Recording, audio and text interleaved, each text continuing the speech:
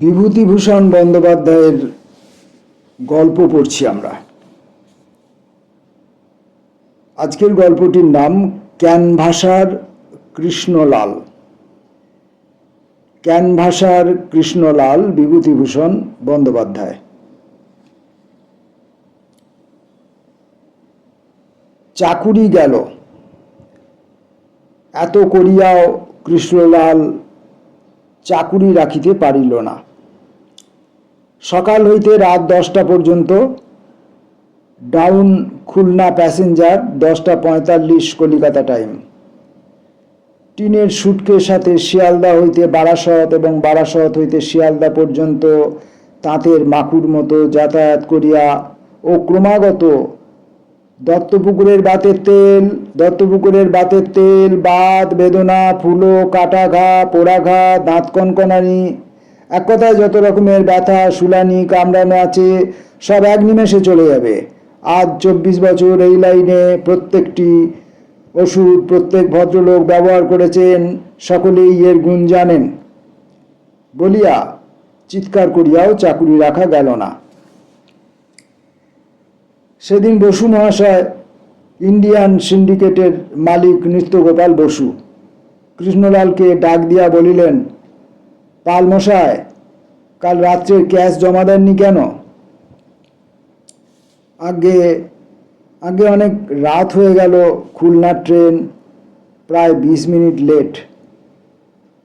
দেখুন, আগেও আমি অন্তত 17 বার আপনাকে সাবধান করে দিয়েছি। খুলনা ট্রেন 10টা 21-এ স্টেশনে আসে। আমি 11:30 পর্যন্ত অফিসে ছিলাম শুধু আপনার জন্যে।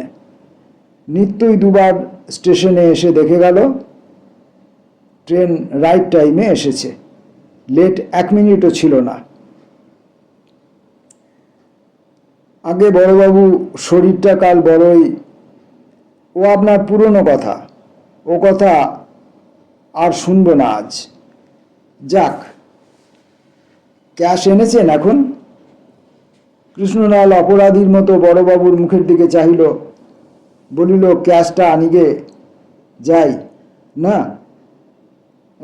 না, একটু মুশকিল হয়েছে। আচ্ছা, আসি। যান, আসুন।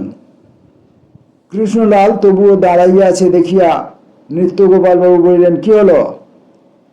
আগে ওবেলা দেবো ওটা, বাসায় এনে রেখেছিলাম, চাবি দিয়ে বেরিয়ে গিয়েছে, আমি যার সঙ্গে থাকি। আপনি কোথায় গিয়েছিলেন? একটু বেড়াতে বার হয়েছিলাম ওই গোলদিঘির দিকে। সব বাজে কথা, আমি বিশ্বাস করি না। কেন করি না তাও আপনি জানেন। রাত 10টার পরেই ক্যাশ এনে দেওয়ার কথা। আপনি বুড়ো হয়ে গেলেন এই ক্যানভাসারের কাজ করে, জানেন না যে ক্যাশ তখনই জমা দেওয়ার নিয়ম আছে? আগে এরকম আরো কতবার হয়েছে বলুন তো দেখি? আপনার কথার উপর বিশ্বাস করা যায় না, আর বড়ই দুঃখের কথা। আপনি আমাদের পুরনো ক্যানভাসার বলে আপনার অনেক দোষ সহ্য করেছি আমরা, কিন্তু এবার আর নয়। আপনি এ মাসের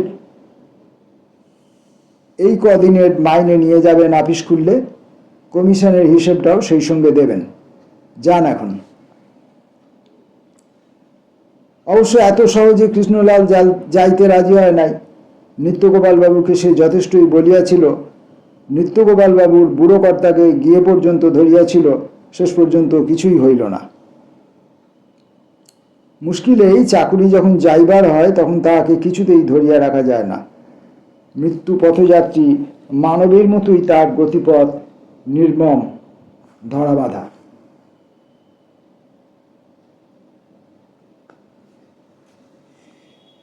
সুতরাং চাকরি গেল। তখন বেলা 2:30। সকাল হইতে ইহাকে উহাকে ধরাধরির ব্যাপারেই এতক্ষণ সময় কাটিয়াছে, স্নান আহার হয় নাই। 25-2 রামনারায়ণ মিত্রের রেলে ঢুকিয়াই যে টিনের চালওয়ালা লম্বা দোতলা মাটির ঘর, অর্থাৎ যে মাঠ কোটার ঠিক সামনেই আজকাল কর্পোরেশনের সাধারণ স্নানাগার নির্মিত হইয়াছে, তারই পশ্চিম কোণে 17 নম্বর ঘরে আজ প্রায় 11 বছর ধরিয়া কৃষ্ণলালের বাসা। কৃষ্ণলাল ঘরে একা থাকে না। ছোট্ট ঘরে 3টে ময়লা বিছানা মেঝের উপর পাতা। সে ঢুকিয়া দেখিল ঘরে কেবল যতীন শুইয়া ঘুমাইতেছে, আর একজন রুমমেট ট্রামের কন্ট্রাক্টর। 4:30টার পরে সে ডিউটি হইতে ছুটি লইয়া একেবারে আধ ঘন্টার জন্য বাসায় আসে এবং তারপরেই সাজিয়া গুছিয়া কোথায় বাহির হইয়া যায়। নিচে পাইস হোটেলে ইহাদের খাইবার বন্দোবস্ত। কৃষ্ণলালের সাড়া পাইয়া যতীনের ঘুম ভাঙিয়া গেল। সে বলিল, এত বেলায়? বেলায় তা কি হবে, চাকরিটা গেল আজ। সে কি, এতদিনের চাকরিটা? কত করে বললুম বড়বাবুকে, তা শোনে কি কেউ? গরিবের কথা কে রাখে বলো? হয়েছিল কি? ক্যাশ জমা দিতে দেরি হয়েছিল। বলে তুমি ক্যাশ ভেঙেছ। তাই তো। তাহলে এখন উপায়? দেখি কোথাও আবার চেষ্টা জুটে যাবে একটা না একটা। আমাদের এক দোর বন্ধ তো 1000 দোর খোলা। আমাদের অন্য মারে কে? সামান্য কিছু পয়সা হাতে ছিল। পাইস হোটেল হইতে শুধু ডাল ভাত খাইয়া আসিয়া কৃষ্ণলাল কিছুক্ষণ বিশ্রাম করিল। পরে নবীন কুণ্ডু লেনে একটি খোলার বাড়িতে ঢুকিয়া ডাক দিল, ও গোলাপি, গোলাপি। তাহার সারায় যে বাহির হইয়া আসে সে বর্তমানে রূপ যৌবনাহীনা প্রৌঢ়া। পরনে আধময়লা খয়েরি রঙের শাড়ি, হাতে গাছ কয়েক কাঁচের চুড়ি, দুগাছা সোনা বাঁধানো পেটি, মাথায় চুলে পাক ধরিয়াছে, গায়ের রং এখনো বেশ ফর্সা। গোলাপিকে 30 বছর আগে দেখিলে ঠিক বোঝা যাইত গোলাপি কি ছিল। এখন আর তাহার কি আছে? কৃষ্ণলাল তখন সবে ঔষধের ক্যানভাসের পদে বহাল হইয়াছে। তার চমৎকার চেহারা ও কথাবার্তা বলিবার ভঙ্গিতে রেলগাড়ির প্যাসেঞ্জার কি কি করিয়া সহজেই ভুলিয়া যাইত। জলের মতো পয়সা আসিতে লাগিল। এই নবীন কুণ্ডু লেনেই অন্য এক বাড়িতে এক বন্ধুর সহিত আসিয়া সে গোলাপিকে দেখে। তখন নতুন যৌবন, হাতে কাঁচা পয়সা। গোলাপির তখন বয়স 16-17। রূপ দেখিয়া রাস্তার লোক চমকিয়া দাঁড়াইয়া যায়। গোলাপির মার হাতে বছরে বছরে মোটা টাকা জমে। কৃষ্ণলাল সেই হইতেই নবীন কুণ্ডু লেনের নৈশ অভিবাসী। কতকালের কথা, গোলাপির ঘরে মেহগনি কাঠের দেরাজ হইল। ঘরের দেওয়ালে বিলম্বিত বড় বিলাতি কাঁচ বসানো আয়না হইল। সেখানে প্রচলিত ম্যাকাসার অয়েলের শিশির পর শিশি ভিড় জমাইয়া তুলিল। বাতায়ন মালতী ফুলের টবে সজ্জিত হইয়া বাড়ির অন্যান্য ঘরের অধিবাসীদের মনে ঈর্ষার উদ্রেক করিল। কাঁচা পয়সা কৃষ্ণলালের হাতে। প্রতিদিনের আয় 3 টাকা, 2.5 টাকার নিচে নয়।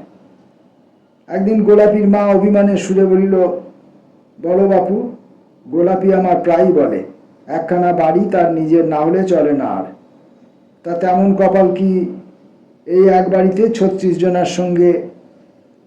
কেন মা, তার ভাবনা কি? কারই ঘর দেখছি। কত টাকা ভাড়ার মধ্যে হবে বলো? এই আমাদের পাড়াতেই আছে। যা তুমি বলবে, 20 কি 25। 30 টাকায় একখানা ভালো বাড়ি এ পাড়াতেই আছে। তাহলে তাই না হয়? হ্যাঁ হ্যাঁ, এ আবার আমায় জিজ্ঞেস করতে হয় মা? গোলাপিরা নতুন বাড়িতে উঠিয়া আসিল। বড় পাঁচি বলিল, ওলো, একটু রয়ে শোয়ে নিস, দেখি যেন আবার দড়ি না ছেড়ে। খুব বরাত তোর যাও গোলাপি।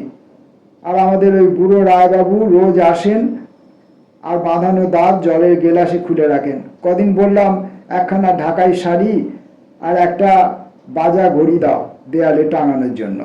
তা বুড়ো মরা আজ 7 মাস ঘুরুচ্ছে। আজ এলে হয় একবার, ওর দাঁত খুলে জলের গেলাসে ডুবিয়ে রাখা বের করে দেব। শুধু বাড়ি? গোলাপির টেবিল হারমোনিয়াম হইল, জোড়া জোড়া শাড়ি, চেয়ার, এমনকি শেষে কলের গান পর্যন্ত। কোন সুখ গোলাপির বাকি ছিল? প্রতি রবিবার কৃষ্ণলালের সঙ্গে গাড়ি করিয়া, অবশ্য ঘোড়ার গাড়ি, কালীঘাটে গঙ্গা স্নান এবং দেবী দর্শন করিতে যাওয়া তাহার অভ্যাসের মধ্যে দাঁড়াইয়া গিয়াছিল। বছরের পর বছর কাটিয়া গেল। গোলাপি আর কৃষ্ণলাল, কৃষ্ণলাল আর গোলাপি। ইতিমধ্যে গোলাপীকে সুখে স্বচ্ছন্দে প্রতিষ্ঠাতা দেখিয়া তাহার মা একদিন নবীন কুণ্ডু লেনের মায়া কাটাইয়া বোধহয় উর্বশী বা তিলোত্তমা লোকে প্রস্থান করিল। অমন জাঁকের শ্রাদ্ধ এ অঞ্চলে কেহ দেখে নাই তার আগে। ক্রমে ক্রমে গোলাপীর যৌবনে ভাটা পড়িল। কৃষ্ণলালেরও আয়ের অঙ্ক কমিতে লাগিল। দত্তপুকুরের তেলের অনুকরণে শত শত বাতের তেল বাজারে বাহির হইল। রেলগাড়ির কামরাও নিত্য নতুন ক্যানভাসারে ভরিয়া গেল। যা ছিল কৃষ্ণলালের একার, তাহার মধ্যে অনেক ভাগ বসিল। পূর্বের সচ্ছলতা কমিতে লাগিল। তারপর 10-12 বছর কাটিয়া গিয়াছে। এই 10-12 বছরে সুন্দরী গোলাপী কুরুপা প্রৌঢ়াতে পরিবর্তিত হইয়াছে। তার সে বাড়ি চলিয়া গিয়া আবার 7-8টি নানা বয়সের সঙ্গিনীর সঙ্গে পূর্বের বাড়িটিতে থাকিতে হয়। তবুও কৃষ্ণলালের যাহা কিছু উপার্জন, এইখানেই তাহার সদ্বয়। গোলাপীও তাহা বোঝে। এই 30 বছরের মধ্যে সে কৃষ্ণলালকে ছাড়িয়া অন্য কোথাও যায় নাই। কৃষ্ণলাল বলিল, গোলাপী, চাকরিটা গেল। গোলাপী বিস্ময়ের সুরে বলিল, সে কি গা, বড়বাবু রাগ করেছে কাল ক্যাশ জমা দিইনি বলে। কি করলে সে টাকা? খরচ হয়ে গেল। কোথায় খরচ হয়ে গেল? কিসে খরচ হয়ে গেল? তোমার এখনো দোষ গেল না? তা ওরা কি করে রাখে তোমায়? কাল কোথায় গিয়েছিলে? সে খরচ নয় গোলাপী, দক্ষিণেশ্বর সেদিন যাওয়ার দরুন দেনা ছিল, মনে নেই? কাবুলির কাছ থেকে টাকা নিইনি। রাত 10টার পর স্টেশনের গেটে আমায় ধরেছে, রুপি দেও। শেষে ভাবলাম কি ছোড়া মারবে নাকি, ভয়ে পড়ে দিয়ে দিলাম টাকা। কাবুলির দেনা ও হজম করা কঠিন। তা নেও, বেশ হয়েছে। এখন খাওয়া হয়েছে না হয়নি? আমার অদেষ্টে ঝিগিরি নাচছে, সে তো দেখতে পাচ্ছি। বন্যু, পাড়াগাঁয়ের দিকে চলো, কোথাও একখানা ঘরদোর বেঁধে দুজনে থাকা যাবে। তা নয়, তোমার বাবু কলকাতা আর কলকাতা ছেড়ে আমি থাকতে পারবো নি। এখন থাকো কলকাতায়। কে এখানে খাওয়ায় দেখি? জুটে যাবে, এখানেই জুটে যাবে, অত ভাবনার কারণ নেই। তোমার এই বুড়ো বয়সে চাকরি নিয়ে তোমার জন্য বসে আছে। এখন আর কি তোমার হাত পা নেড়ে বক্তিমে করার গতর আছে নাকি? দেখিয়ে দেবো গোলাপী, দেখবি। ভদ্রমহোদয়গণ, এই সেই বিখ্যাত আদি ও অকৃত্রিম দত্তপুকুরের বাতের তেল। ইহা ব্যবহারে সর্বপ্রকার বাত বেদনা, মাথা ধরা, দাঁত কনকনানি, কাউর, ছুলি, কাটা ঘা, পোড়া ঘা। গোলাপী হাসিতে হাসিতে বলিল, থাকবো মশাই, আর বিদ্যে দেখাতে হবে না। সবাই জানে তুমি খুব ভালো বক্তিমে দিতে পারো। কি হাত পা নাড়ার ছিরি, যেন থিয়েটারের অ্যাক্টও করছেন। তাহলে বল, চাকরিতে নেবে কিনা? নেবে না আবার? 100 বার নেবে। আমি যাই এখন, ঝিগিরি করে নিজের পেট চালাবার চেষ্টা করি। নিজেই খেতে পারবে না, তা আমায় আর খাওয়াবে কোত্থেকে? কি অদেষ্ট যে নিয়ে এসেছিলাম। কৃষ্ণলাল চলিয়া যাইতে উদ্যত হইয়াছে দেখিয়া গোলাপী বলিল, বসো, দুটো মুড়ি টুড়ি মেখে দিই, খেয়ে একটু চা খেয়ে যাও। অগত্যা কৃষ্ণলাল বলিল, তাহলে বক্তৃতা এখনো দিতে পারি, কি বলো? নেও, আর আদিক্ষেতায় কাজ নেই। দিতে পারো তো? সত্যি কথা যদি বলি তবে তো পায়া ভারী হয়ে যাবে। কি বলো না গোলাপী? বলতেই হবে। তোমার মতো অমন করে কারো হয় না। আমি তো কতই দেখলাম, দাঁতের মাজনের, ওষুধের ফিরিওয়ালা, তাদের এই গলির মুখে হারমোনিয়াম গলায় বেঁধে নাচে, বক্তিমে দেয় পোড়ার মুখোরা। কিন্তু সেসব ফিরিওয়ালা তোমার মতো নয়। কৃষ্ণলাল রাগে সুরে বাধা দিয়া বলিল, কিসের সঙ্গে কিসের তুলনা? তোকে নিয়ে আর পারি না দেখছি। তারা হলো ফিরিওয়ালা, আমরা হলুন ক্যানভাসার। হারমোনিয়াম পিঠে বেঁধে যারা গান গেয়ে ঘুঙুর পায়ে দিয়ে নেচে বেড়ায়, আমরা কি সেই দলের? অপমান হয়, ও কথা আমাকে বলো না। যাক, ভুল হয়েছে। তুমি এখন ঠান্ডা হয়ে বসে চা খেয়ে নাও। গোলাপীর মন আজ খুব খুশি। কতদিন পরে যেন যুবক কৃষ্ণলালের অঙ্গভঙ্গি ও সুন্দর সতেজ গলার স্বর সে আবার শুনিল। 30 বৎসরের অন্ধকার কালো ছেঁড়া পর্দাটাকে টানিয়া সরিয়া দিল। সে যত্ন করিয়া কৃষ্ণলালকে খাওয়াইল। কৃষ্ণলাল বিদায় লইয়া যখন আসে তখন বলিল, একটা কথা বলি শোনো, যদি খাওয়া দাওয়ার কোনো কষ্ট হয় তবে আমার কাছে এসো, বিশ্রী খেয়ে যাবে। এই বৃদ্ধ বয়সে না খেলে শরীর থাকবে না। আমাকে কিছু দিতে হবে না এখন। ওই সোনার বেনেদের ঠাকুর বাড়িতে একটা ঝিয়ের দরকার, সকাল সন্ধ্যে কাজ করব। আমি কাল থেকে সেখানে কাজে লেগে যাব। তা তোমায় বলাও যা, না বলাও তাই। তুমি কি আসবে? তোমায় আমি চিনি কি না? কৃষ্ণলাল হাসিয়া বলিল, ভালোই তো, তোর রোজগারে এখানে খাই দিন কত, সে স্বাদ আমার আছে অনেক দিন থেকেই। আচ্ছা, তাহলে এখন আসি, ওবেলা হয়তো আসবো সন্ধ্যের পর। তাহার পর 1 মাস কাটিয়া যায়, কিন্তু গোলাপির বাড়ি কৃষ্ণলাল আর আসিল না। সুখের দিনে গোলাপিকে সে অনেক দিয়াছে, এখন দুঃখের দিনে বসিয়া বসিয়া গোলাপির অন্ন ধ্বংস করিবে, তেমন বংশে জন্ম নয় কৃষ্ণলালের। বিশেষত দেখিতে হইবে গোলাপিও প্রৌঢ়া, ঝিগিরি ভিন্ন, এখন আর তার কোনো উপায় নেই। মেসের ভাড়া বাড়ি বাকি পড়িয়াছিল 2 মাসের। মেসের অধ্যক্ষ কৃষ্ণলালকে ডাকিয়া বলিল, কি কৃষ্ণবাবু, আমাদের রেন্টার কি হবে? আগে ক্ষেত্রবাবু, দেখতেই তো পাচ্ছেন চাকরিটা গেল, হাতে কিছু নেই। এ অবস্থায় ফি মাসে আমি পকেট থেকেই ঘর ভাড়া জোগাবো কোথা থেকে, সেটাও তো দেখতে হবে। 2 দিন সময় নিন, তারপর আপনি দয়া করে সিট ছেড়ে দিন, আমি অন্য ব্যবস্থা দেখি।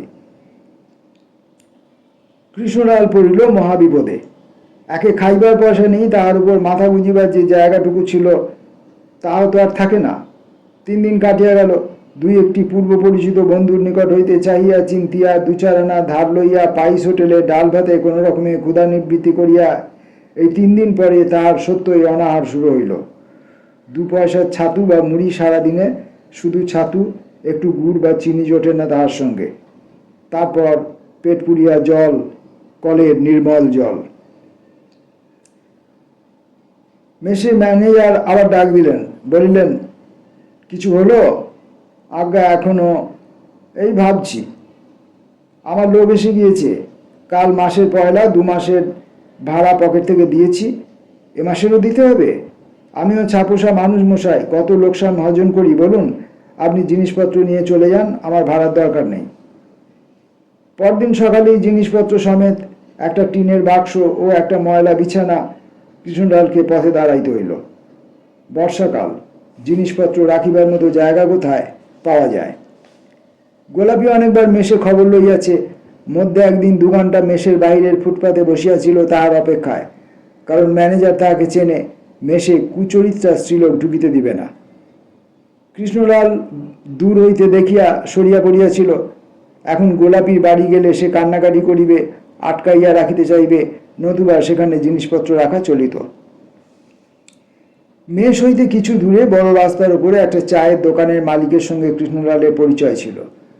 বলিয়া কইয়া সেখানে কৃষ্ণলাল জিনিসপত্র আপাতত রাখিয়া দিল। তারপর উদ্দেশ্যহীনভাবে ঘুরিতে ঘুরিতে হঠাৎ দেখিল সে গঙ্গার ধারে আহিরিটোলার স্টিমার ঘাটে আসিয়া পড়িয়াছে। সকাল হইতে কিছু খাওয়া হয় নাই। ঘাটের ধারে একটা গাছতলায় হিন্দুস্থানি ফিরিওয়ালা ভুট্টা পোড়াইতেছে। কৃষ্ণলাল 1 পয়সার একটা ভুট্টা কিনিয়া জলের ধারে বসিয়া সেটি পরম তৃপ্তির সহিত খাইল। একটা বিড়ি পাইলে হইতো এই সময়। এই সময় একটা ছোকরা ব্যাগ হাতে আসিয়া তার পাশে ব্যাগটি নামাইয়া পকেট হইতে ঝাড়ন বাহির করিয়া সিমেন্ট বাঁধানো রানার উপর পাতিল। বসিতে যাইবে এমন সময় ছোকরা পকেটে হাত দিয়া কি দেখিয়া একবার চারিদিকে চাহিল এবং কাছেই কৃষ্ণলালকে দেখিয়া বলিল, একটু দয়া করে ব্যাগটা দেখবেন, 1 পয়সার বিড়ি কিনে আনি। বিড়ি কিনিয়া আনিয়া সে কৃষ্ণলালকে একটি বিড়ি দিল। কৃষ্ণলাল আগেই আন্দাজ করেছিল ছোকরা একজন ক্যানভাসার। এখন জিজ্ঞাসা করিল, আপনি বুঝি ক্যানভাস করেন? আজ্ঞে হ্যাঁ। কি জিনিস? হাত কাটা তেল, সার্জিক্যাল মলম। বেশ পাওয়া যায়? কমিশন কেমন? ভালোই। খদ্দেরকে হাত কেটে দেখাতে সঙ্গে ছুরি থাকে, এই যে। ছোকরা জামার আস্তিন গুটাইয়া দেখাইল। কবজি হইতে কনুই পর্যন্ত তাহার সমস্ত অংশটা ছুরি দিয়ে ফালা ফালা করিয়া চেরা। কৃষ্ণলাল শিউরিয়া হইয়া উঠিয়া বলিল, এ কি লাগে না? ছোকরা হাসিয়া বলিল, লাগে, আবার মরম লাগালে সেরে যায়। কিরকম আয় করেন? 24 টাকা থেকে 30-35 টাকা মাসে। কৃষ্ণলালের মন বেজায় দমিয়া গেল। এত কাণ্ড করিয়া 30 টাকা, অথচ এমন সময় গিয়াছে যখন দত্তপুকুরের বাতের তেল ফ্রি করিয়া সে মাসে 60 টাকা অনায়াসে রোজগার করিয়াছে। তাহার জন্য নিজের হাত ছুরি দিয়া ফালা ফালা করিয়া কাটিবার প্রয়োজন হয় নাই। ক্যানভাসারের কাজে আর সুখ নাই, আর সে কাজ করিবে না। পরদিন কৃষ্ণলাল কলিকাতা ছাড়িয়া স্বগ্রামে রওনা হইল। বসিরহাট স্টেশনে নামিয়া 7 ক্রোশ হাঁটিয়া তাহার পৈতৃক গ্রাম ইলশেখালি পৌঁছিতে বেলা 3টে বাজিল। গ্রামে তাহার দূর সম্পর্কের জ্ঞাতি ছাড়া অন্য কেহ আপনার জন্য নাই। নিজের পৈতৃক ভিটা জঙ্গলাকীর্ণ হইয়া পড়িয়া আছে। বহুদিন এদিকে আসে নাই, দেখাশোনা করে নাই। খড়ের ঘর কতদিন টেকে? আজ প্রায় 17-18 বছর পূর্বে 2-5 দিনের জন্য একবার পিসিমার শ্রাদ্ধে গ্রামে আসিয়াছিল, সেই আর এই। জ্ঞাতিরা অবশ্য কৃষ্ণলালকে জায়গা দিল, কিন্তু কিছুদিন থাকিয়া কৃষ্ণলালের কেমন অসহ্য বোধ হইতে লাগিল। গ্রামে তাহার মন টেকে না। কখনো সে দীর্ঘদিন ধরিয়া গ্রামে বাস করে নাই। এখানকার লোকে কথাবার্তা বলিতে জানে না, ভালো করিয়া মিশিতে জানে না, চা খায় না। কলিকাতার রাস্তার ভিখারিরাও চা খায়। তার উপরে এই পাড়া গায়ে যেমন জল কাদা তেমনি জঙ্গল, রাত্রে মশার উৎপাতে নিদ্রা হয় না। এর মধ্যে ম্যালেরিয়া প্রায় সকল বাড়িতেই দেখা দিয়াছে। না, এখানে মন টেকে না। কৃষ্ণলাল চেষ্টা করিয়া দেখিল, এখানে সবাই যেন সারাদিন ঘুমাইয়া আছে। সকাল হইতে সন্ধ্যা পর্যন্ত ইহারা চরকতলার ক্ষুদ্র মাঠে বেলতলায় বসিয়া হুঁকা হাতে আড্ডা দেয়, পরচর্চা করে। কোনো কাজ নাই, অথচ দুপুরের ভাত দুটি মুখে দিতে না দিতে এদের চোখ ঘুমে ঢুলিয়া পড়ে। দিবানিদ্রা চলে 4টা পর্যন্ত। তারপর ঘুম হইতে রক্তবর্ণ চোখে উঠিয়া কেউ বা বাজারে 2 পয়সার সওদা করিতে যায়। সেখানেও আবার আড্ডা, এ দোকানে ও দোকানে বসিয়া তামাক খাওয়া। 4 পয়সার সওদা করিতে 3 ঘন্টা লাগিয়া যায়, সন্ধ্যার পর বাড়ি আসে। তারপরই আহার ও নিদ্রা। কেরোসিন তেলের দাম চড়িয়া গিয়াছে। তেল খরচ করিয়া আলো জ্বালাইয়া রাখিতে কেহ রাজি নয়। কয়েকবারই যাও, অন্ধকারে বসিয়া 2-1 কথা বলো, গল্প করো, 1-8 গোলকে তামাক খাও, তারপর বাড়ি ফিরিয়া আবার বিছানায় আশ্রয় করো। দিন শেষ হইয়া গেল।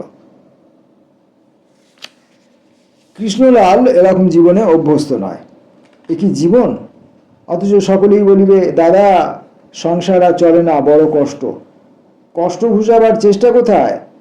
আজ দীর্ঘ 25-30 বছর ধরিয়া যার কলিকাতায় ভীষণ কর্মব্যস্ত জীবন কাটিয়াছে, এ ধরনের অলস শ্রমবিমুখ জীবনের ধারণাই করিতে পারে না সে।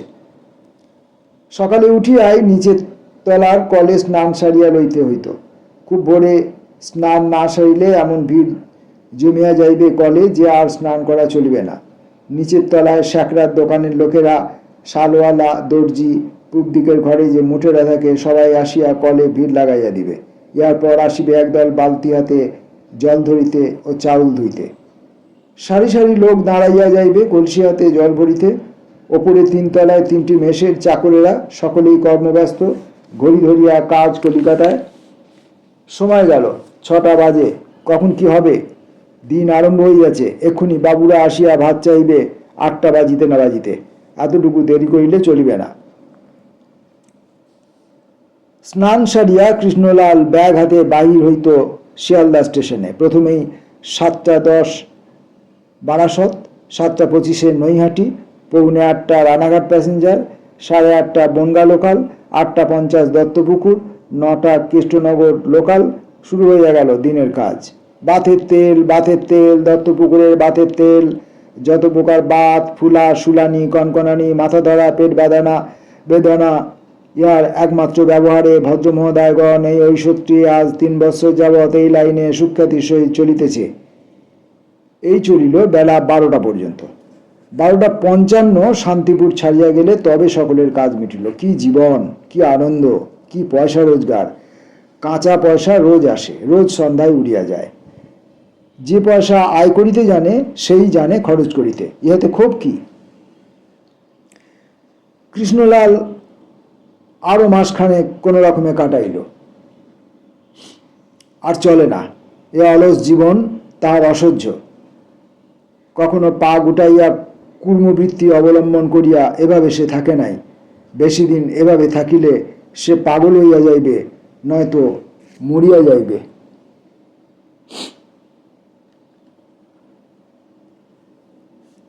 কিন্তু কলিকাতায় গিয়া সে খাইবে কি? কোনো উপায় তো দেখা যাইতেছে না। ইন্ডিয়ান ড্রাগ সিন্ডিকেট আর চাকরি হইবার সম্ভাবনা নাই। তবু একবার বসু মহাশয়কে গিয়া ধরিয়া দেখিলে কেমন হয়। যদি কিছু না জোটে তবে আহিরিটোলার ঘাটে সেই হাত কাটা তেলের ক্যানভাসার ছোকরার সঙ্গে দেখা করিয়া, তবে ছুরি দিয়া নিজের হাত কাটিয়া ফালা ফালা করিয়া এই বৃদ্ধ বয়সে ক্যানভাসারের চাকুরির মতো সম্মানের চাকুরি, আরামের চাকুরি আর নাই। কিন্তু হাত কাটিয়া দেখাইয়া জিনিস বিক্রয় করা, ওতে মান সম্ভ্রম থাকে না।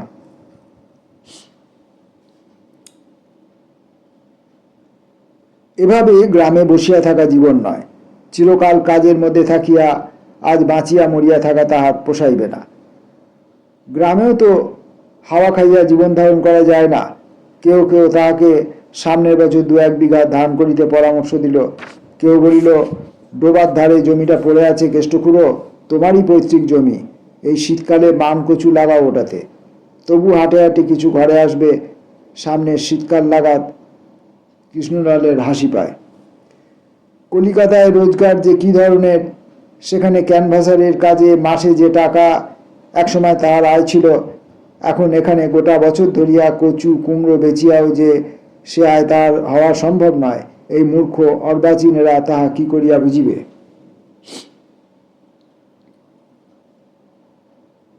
অবশেষে সে একদিন বাক্স বিছানা বাঁধিয়া কলকাতায় আসিয়া হাজির হইল। বাঁচিতে হয়তো ভালো করিয়াই সে বাঁচিবে। ট্রেনে পুরানো ক্যানভাসারদের সঙ্গে দেখা, নবশক্তি ঔষধালয়, কবিরাজ অনঙ্গমোহন দেব, বিশ্বাস কোম্পানি, ইন্ডিয়ান ড্রাগ সিন্ডিকেটের প্রভৃতি ফার্মের লোক সবাই জানে, সবাই খাতির করে। আরে এই যে কেষ্টদা, আজকাল আর দেখিনে যে। কেষ্টদা কোত্থেকে? বিয়ে থা করলেন নাকি এই বয়সে? আজকাল কোন কোম্পানিতে আছেন কেষ্টদা? দেখিনে ট্রেনে আর। জমি জমা দেখতে গেছিলে ভায়া? তা দেখবেই তো, থাকলেই দেখে। আমাদের কোনো চুলোয় কিছু নেই, যা করে এই বিশ্বাস কোম্পানি। হিংসা হয় তোমায় দেখে। 200 টাকা বছরে আয়ের সম্পত্তি, বলো কি? তবে তো তুমি, ইত্যাদি ইত্যাদি। কৃষ্ণলালকে এ বিড়ি দেয় ও পানের কৌটা খুলিয়া সামনে ধরে। পুরাতন বন্ধুর দল, ইহাদের ফেলিয়া সে এতকাল ঘুমন্ত পুরীতে কাল কাটাইল যে কি করিয়া। এখানে কাজ আছে, আমোদ আছে, পয়সা রোজগার আছে, তারপর আছে। আর সে কোথাও যাইবে না কলকাতা ছাড়িয়া। মরিতে হয় এখানেই মরিবে। 15-20 দিন এখানে ওখানে হাঁটাহাঁটি করিয়াও কিছু চাকুরি মিলিল না। বসু মহাশয় ঝাড়া জবাব দিলেন। এখন সুশ্রী চেহারার ছোকরা ক্যানভাসার, বেশ লম্বা জুলপি, ঘাড় বাহির করিয়া চুল ছাটা, লপেটা জুতা পায়ে, থিয়েটারের রামের মতো গলা, এই সবাই চায়। বয়স হইয়া গেলে মানে উহাদের লোক আছে, দরকার হইলে চিঠি লিখিয়া জানাইবেন পরে। পুরানো মেশেই উঠিয়াছিল, বারান্দাতে আছে। গোলাপির সঙ্গে দেখা করে নাই, এখন করিতে চাহেও না সে। অনাহারে 2 দিন কাটিল মধ্যে। অবশেষে একদিন আহিরিটোলার ঘাটে গিয়া হাজির হইল। যদি হাত কাটা ছোকরা সঙ্গে দেখা হইয়া যায়, সে 12:30 স্টিমারে রোজ বালি হইতে আসে বলিয়াছিল। 7-8 দিন ক্রমাগত ঘুরিয়াও কিন্তু ছোকরার সঙ্গে দেখা মিলিল না। কৃষ্ণলালের দুঃখ শেষ সীমায় আসিয়া পৌঁছিয়াছে, আর চলে না। আচ্ছা, সে ক্যানভাসারই ভুলিয়া যাইছে না তো? আজ কতদিন চাকরি নাই, কতদিন বক্তৃতা দিবার অভ্যাস নাই, চর্চার অভাবে শেষে কিনা ছোকরা ক্যানভাসারেরা তাহাকে, কৃষ্ণলালকে ছাড়াইয়া যাইবে। সেদিন কৃষ্ণলাল নিজের টিনের ছোট সুটকেসটি হাতে লইয়া ডালহৌসি স্কোয়ারের মোড়ে দাঁড়াইয়া হাত পা নাড়িয়া ক্যানভাসারের বক্তৃতা জুড়িয়া দিল। চর্চা দরকার তো বটেই, তাছাড়া সে নিজের শক্তি পরীক্ষা করিতে চায়, খরিদ্দার জোটে কিনা সে একবার দেখিবে। এখনও তার গলা আছে, থিয়েটারে রামের মতো গলাওয়ালা কোন ছোকরা ক্যানভাসার তার সঙ্গে পাল্লা দিবে সে দেখিতে চায়। দত্তপুকুরের বাতের তেল ব্যবহারে সর্বপ্রকার বাত বেদনা, মাথা ধরা, দাঁত চুলানি, হাত বেদনা, পিঠ বেদনা। ভদ্রমহোদয়গণ, এই ঔষধটি আজ 30 বছর ধরিয়া এই লাল দিঘির মোড়ে। কৃষ্ণলাল মিনিট 5-6 পরে সগর্বে একবার চারিদিকে চাহিয়া দেখিল বেশ ভিড় জমিয়া গিয়াছে। একজন ভিড় ঠেলিয়া কাছে আসিয়া বলিল, আমার একটা ছোট ফাইল। কৃষ্ণলাল গম্ভীরভাবে বলিল, আমার কাছে ঔষধ নেই। আমি বসু ইন্ডিয়ান ড্রাগ সিন্ডিকেটের পাবলিসিটি ডিপার্টমেন্টের লোক। যাদের দরকার হয় তারা 106 সি হরিধন পোদ্দারের লেনে বসু ইন্ডিয়ান ড্রাগ সিন্ডিকেটের অফিসে আমার নামের এই স্লিপটা নিয়ে যান দয়া করে। টাকায় 4 আনা কমিশন পাবেন। দাঁড়ান, লিখে দিচ্ছি। দিন 5-6 কাটিল। কৃষ্ণলালের নেশা লাগিয়া গিয়াছে। সে বেলা 3টার সময় রোজ সুটকের সাথে ঝুলাইয়া ডালহৌসি স্কোয়ারের মোড়ে গিয়া বক্তৃতা জুড়িয়া দেয়। অফিস ফেরতার লোকেরা ভিড় করিয়া শোনে। সেদিন কৃষ্ণলাল দাঁড়াইয়া দত্তপুকুরের বাতের তেলের গুণ ব্যাখ্যা করিতেছেন। এমন সময় একজন ভদ্রলোক ভিড় ঠেলিয়া একেবারে তাহার সামনে আসিয়া দাঁড়াইলেন। কৃষ্ণলাল চমকিয়া উঠিল। বসু ড্রাগ সিন্ডিকেটের মালিক নিত্যগোপাল বসু মহাশয় স্বয়ং। বসু মহাশয় কৃষ্ণলালের দিকে স্থির দৃষ্টিতে চাহিয়া বলিলেন, শুনুন একবার এদিকে। কৃষ্ণলাল ভিড়ের পাশ কাটাইয়া কিছু দূরে বসু মহাশয়ের সঙ্গে গিয়া অপ্রতিভের মতো দাঁড়াইল। বসু মহাশয় বলিলেন, এ কি হচ্ছে? কৃষ্ণলাল অপরাধীর মতো মাথা চুলকাইতে বলিল, আগে আগে একবার চর্চাটা রাখছি, নইলে। বসু মহাশয় বলিলেন, তাই তো বলি, এ কি কাণ্ড! গত দিন 5-6 মধ্যে অফিসে আপনার নামের স্লিপ নিয়ে বোধহয় 100 কি 150 খদ্দের গিয়েছে। এত ওষুধ বিক্রি গত মাসের মধ্যে হয়নি। একে তো এই ডাল সিজন যাচ্ছে। আমি তো অবাক। সবাই বলে লাল দিঘির মোড়ে আপনাদের পাবলিসিটির অফিসার, তারই মুখে শুনেছি। আমি বলি আজ নিজে গিয়ে ব্যাপারটা দেখি নিজের চোখে। তা আমি খুব সন্তুষ্ট হয়েছি আপনার এরকম কাজে। কৃষ্ণলাল বিনীতভাবে বলিল, আগে ভাবলাম ছোকরা ক্যানভাসারদের মতো থিয়েটারি রামের গলা কোথায় পাবো, তবু একবার দেখি। বসু মহাশয় বলিলেন, শুনুন, ওসব থাক। আপনি আজই অফিসে আসুন এক্ষুনি। আপনাকে আজ থেকে হেড ক্যানভাসার অ্যাপয়েন্টমেন্ট করলাম। 60 টাকা মাইনে পাবেন আর কমিশন।